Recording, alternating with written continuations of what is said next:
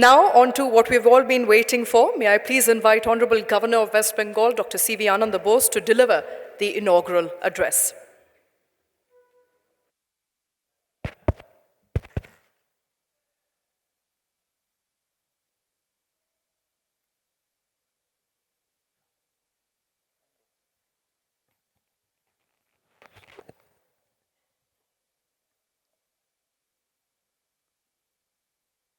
My young friend, Sri Barun Das, CEO and MD, distinguished writers, tycoons of industry and business, ladies and gentlemen, and friends. I'm actually in two minds, whether to impose my speech on you or spend the time listening to you. I'm really scared of the cameras in front of me. I have a reason for saying this. Now, this is a time of artificial intelligence. Once when I attended an international seminar here, they took a photograph of mine through artificial intelligence. When they showed it to me, I looked like an amalgam of Amitabh Bachchan and Shah Rukh Khan. Proudly, I showed my photograph to my wife. You know what she told me? She looked at the photograph and said, better than the original. So I'm really scared when I see the cameraman in front of me.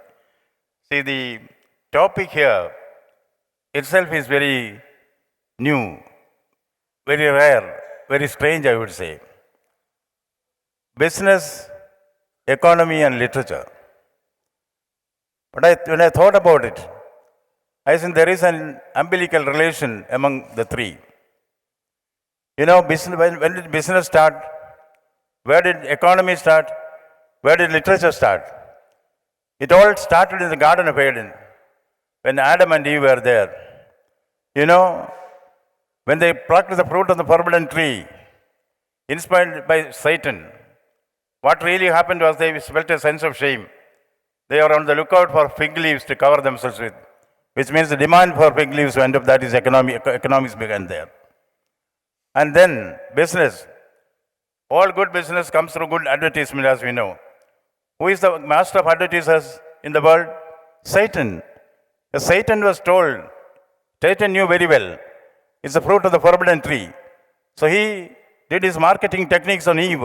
Even now we first impress the women, then we impress the men, isn't it? Business trick is that. And Satan was such an excellent advertiser that Eve believed it. She plucked, she ate. So business also started there, and economics started there. But literature, maybe because I'm a student of literature, I'm partial to literature. Literature started much, much early. Even when, the Bible says, in the beginning was the Word, and the Word was with God, and the Word was God. That is literature, words, as Hamlet says. Yes, the first book was created by God. When he said, let there be light, light there was. That is oral history. Let there be light, and light there was. You know, when we think of literature, Milton has said, a good book is a precious lifeblood of a master spirit. A good book is a precious lifeblood of a master spirit. Yes, but Bacon has said, some books are to be tasted, some to be swallowed, a few to be chewed and digested. That depends on the reader. Once you write a book, it's not your property, the writer's property. When you write on Gita, sir, it's not your property anymore. It's the reader's property. As Virginia Woolf says, it is, the common reader who decides the worth of value of literature. Now that I have released a book here, actually I should have read it before I released it. I can only cite something from the Bible. Now by the time you are, sir, I have a question to put to you. It is said, the body is nothing. Body is like changing the clothes. Soul is permanent. But I can touch my body. I can feel my body. I can sense my body. I can smell my body. But I cannot smell my soul. I cannot see the soul. So what does it mean? I think that Gita itself, the answer is given. Nainam chintanti shastrani. Nainam dakati pavakaha. Nachainam kledayanti apo. Na shoshayadi maridaka. That is the indestructibility of the soul. So, I think when you read a few chapters of the Bhagavad Gita, the entire secrets of the world, secrets of the universe explode on you. A simple question. You know, on Kamashetre, Kurukshetre, Samaveda Yutsava, Mamaka Pandavaschaiva, Himagurvata Sanjaya. It's a question like in the modern TV quiz. A simple question. Om Dharmakshetre, Kurukshetre, Samaveda Yutsava, Mamaka Pandavaschaiva, Himagurvata Sanjaya. Sanjaya, please tell me, what are my sons and the sons of Pandu doing in the Kurukshetra? Simple question. But the answer which comes, the quintessence of anything that should be learned in the world is there. The best that has been thought and believed is all there in the Bhagavad Gita. I am sure that it is this exposition which Dr. Banerjee has given us. I will certainly read that. I am thankful to you for reminding me of Gita. Now we can come back to literature and business, literature and economy. You know, when we build for a nation, we build for future. India is a strong nation. We should assert India is strong. India is a great nation. We should assert that we are great. But we, all of us, businessmen or writers or economists, we have a responsibility to the common man, the society. I remember an incident which took place when I was somebody told me TV9 will make you drink water in public.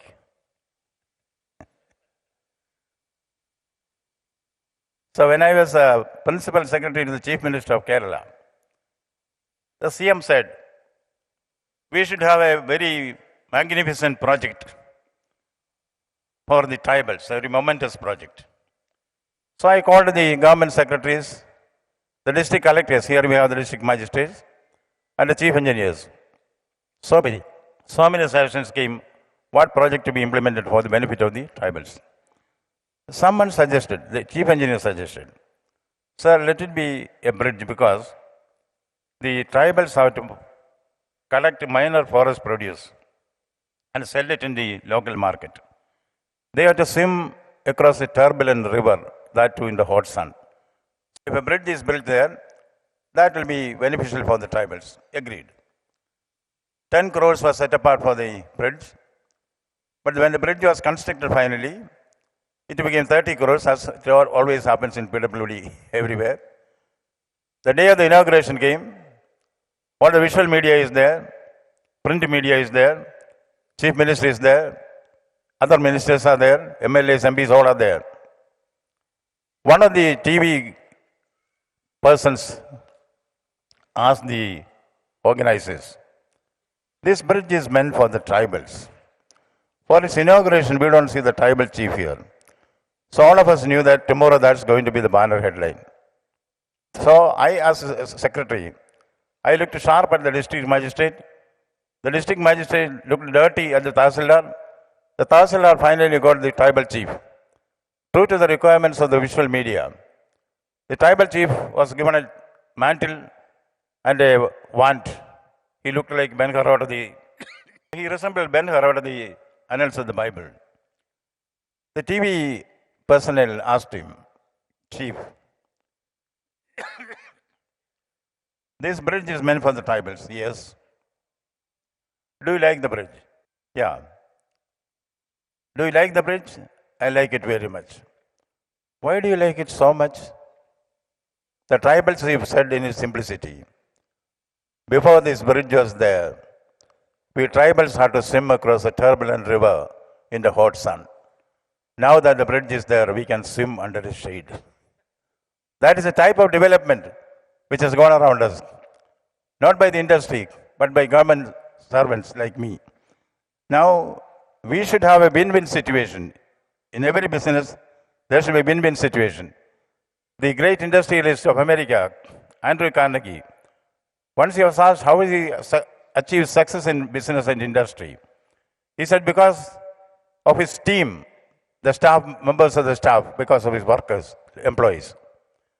How do you retain them with you? How do you make them happy? Andrew Carnegie said, it's very simple.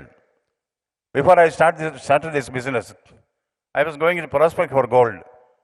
When you prospect for gold, you will have to remove a ton of mud for a bit of gold. That is the way to handle the human resources within you.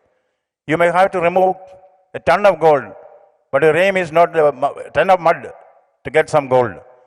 about your treatment of the workers and the employees also. That applies even today. You have to give the workers with you. See, there I don't know whether I'm taking more time.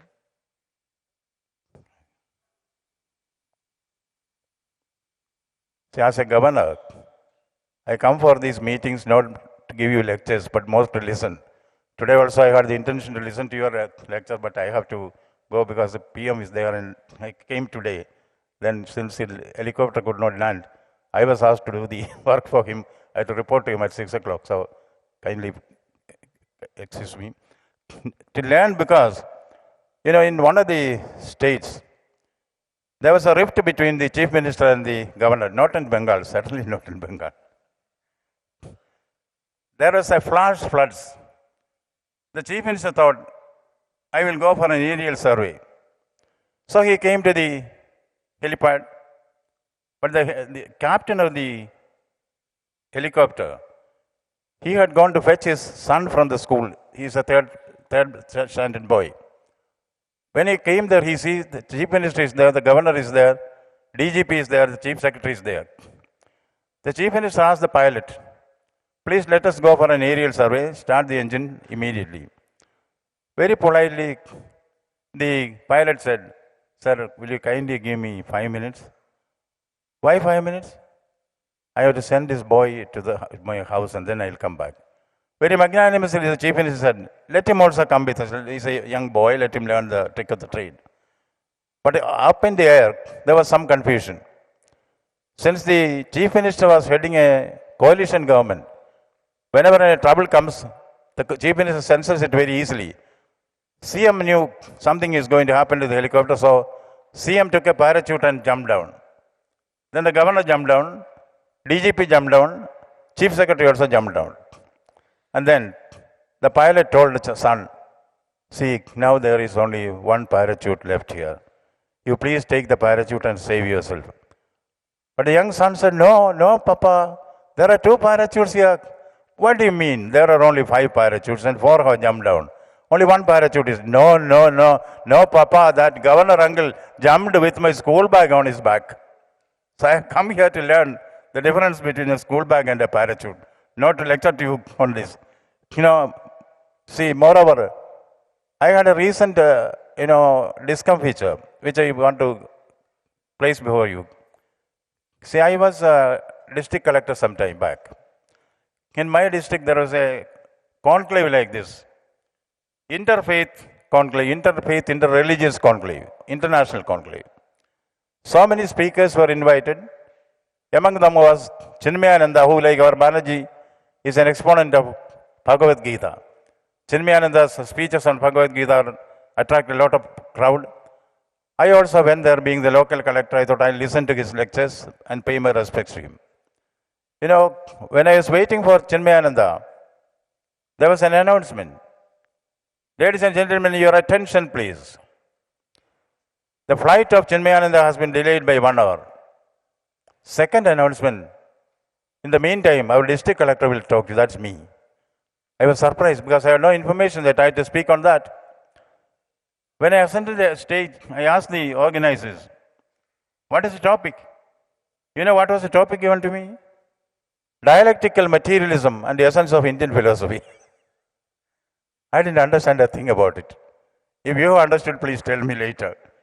But anyway, the announcement having been made, I started speaking of dialectical materialism and the essence of Indian philosophy. Half an hour passed. Then I got a chit. Normally when you get a chit during a speech, it means please wind up, isn't it? You know what was written in the chit? Swamiji's flight has been delayed by 1 more hour, please speak on. So 2 hours I had to speak on dialectical materialism and the essence of Indian philosophy, not knowing anything about that. This is scene number 1. Now scene number 2. So I received the UN Award, Global Best Practice Award for my activities in low-cost housing. So they invited me to the United Nations special session of the General Assembly on habitat. I received the award. I was given 3 minutes time to speak there. Happily, I was resting in my Manhattan hotel when I get a call. at that time this mobile was not very much popular. So I got a lightning call, long distance international call. An old lady was on the other end. It was very evident from her voice. She asked me, "Am I speaking to Dr. Bose?" I said, "Yes, ma'am." "Dr. Bose, I need your help. Please tell me, ma'am." "Doctor, I am not able to sleep for the last 3 days. I need your help." So I thought she might have thought I'm a medical doctor. So I said, "Ma'am, I'm not a medical doctor. I know everything about you. I know everything about you. Your PhD is from Pvt Ltd. That also I know.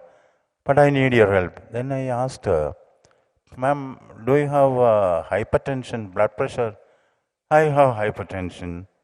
"Are you in the habit of taking sleeping pills?" "I am in the habit of taking sleeping pills." "Then you might have forgotten to take it in the last 3 days. That's why you're not getting sleep." No. I have taken phenobarbital 500 mg. I didn't know what to say. Then I asked, "Ma'am, in what way can I help you?" "I told you, doctor, I am not able to sleep." "I know that, but in what way can I help you?